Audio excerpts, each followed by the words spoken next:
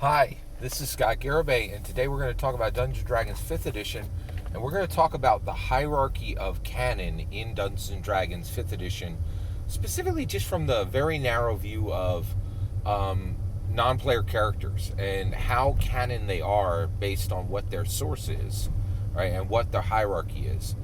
This is specifically coming from the Minsc and Boo Journal of Villainy. So there was a lot of news sources that reported a stealth drop of a new D&D book. It certainly isn't a new D&D book. It's a large pamphlet that Wizards of the Coast dumped on DM's Guild, right? It's not really a D&D book at all, in my opinion. All right, so but it was a major event. There were literally, I think, hundreds of news sources that were reporting about this. Because a lot of news sources are confused on what a Dungeons & Dragons book is. And honestly, I have much sympathy for them. I think it is challenging to determine exactly what a Dungeons & Dragons book is, because Dungeons & Dragons puts out content in so many different ways. You know, they put out books, they put them out in physical form, they put them out in digital form. They put out books like the Young Adults Adventurer's Guide to Dungeons & Dragons. That thing is really strange, right? Is that a Dungeons & Dragons book? I've done entire videos on it. It's incredibly complex, right? Are box sets books? It's a really good question, right? So I have sympathy for media that dip their toe into Dungeons and Dragons and know a little bit about it, just enough to be dangerous, right? And then make statements that are, in my opinion, incorrect, right? So basically, Minsc and Boo Journal of Villainy comes out, and I realized, I'm like, I've seen this Minsc and Boo in a couple places, but I don't know anything about them. Why do I not know who Minsc and Boo are, right?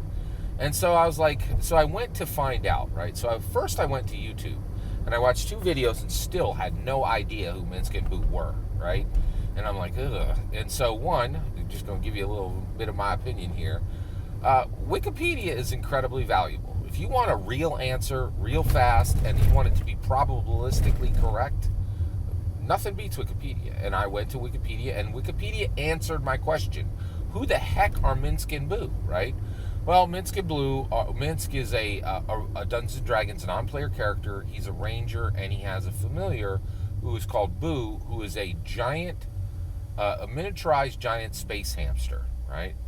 And so you're like, what, right? And so all of this, I'm like, well, how come I don't know who Minsc and Boo are? And then I found out as soon as I read the Wikipedia entry, right? They're from a video game, right? That's why I don't know who Minsc and Boo are, because I don't give 2 rat's tails about video games. In fact, actually, I'm very opposed to video games. I think video games are massive at the macro level, at the 51% level, without a doubt, unexceptionally. I will say this flat out. Video games have done far more harm to the world than they've done good. I'm going to say that right now. Period. End of sentence. Right? Come at me in the comments. I'm ready. Let's bring it. Right? Like, all right. So basically, so the second I saw that, I'm like, right? Like I ground my teeth. I'm like, I don't like this, right? Like, I'll tell you right now, I detest this Minsc and Boo Journal of Villainy book. I do, and a pamphlet. Right, I hate this thing at every level. I don't like anything about it. Right now, don't say I'm like complaining about Dungeons & Dragons. I've been doing nothing but upping Wild Beyond the Witchlight. I love that book. I cannot get enough of it. It's literally in my hands like an hour a day, and I'm just taking notes and just like, I love Dungeons & Dragons, but I'll tell you right now, I am not down with Minsc and Boo. Right, and so, but the moment I realized, I was like, this is why I don't know these people, because they don't come from a good source. Right. So that brings up the question of what is canon for non-player characters in Dungeons & Dragons, right? And this is a big deal, right? Now, you're right. You're hearing me. I'm talking about canon constantly now, right? And the reason why is I believe canon is the whole ball of wax, baby. It like, if you get canon right, your IP will crush.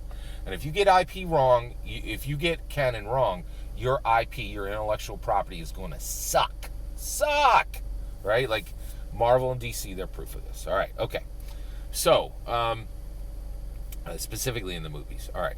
So what's the canon? Let's rock it down. All right.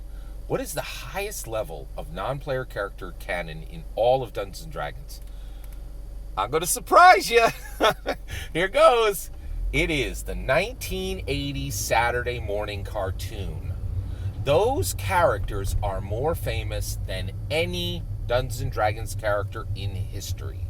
I am convinced there are more people who know who Hank the Ranger is than Elminster the Wizard. All right. And again, come at me in the comments if you think I'm wrong. Right?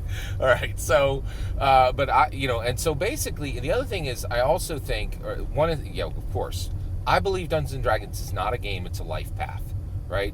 Like, it's so deep, right? One of the things I've been thinking is, like, you're like, oh, I think I'm going to invite somebody to my Dungeons and Dragons game. You better tread very, very carefully, right? I think people they don't have any idea what they're dealing with when they deal with Dungeons and Dragons, right? Do you understand what an invitation to your Dungeons and Dragons game is for a person who's never played Dungeons and Dragons?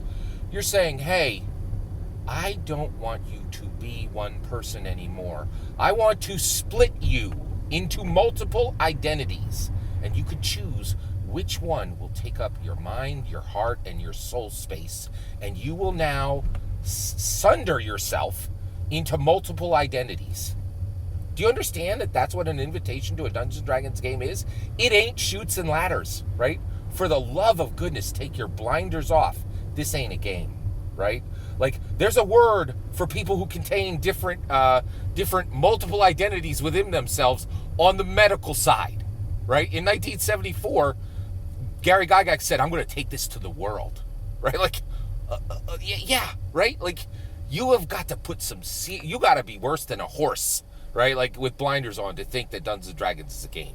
It is clearly more than a game, right? Like, it just astounds me how many people are like, I'm firmly putting my blinders on, and how dare you take your blinders off, Scott? I've just had somebody come at me in an entire, response video over this subject, so I'm a little raw about it. All right, so here's the issue, right? So number one, anything in the Saturday morning 1980s cartoon is top tier Dungeons & Dragons canon, okay? Next is anything in a Dungeons & Dragons hardback book, Elminster, right?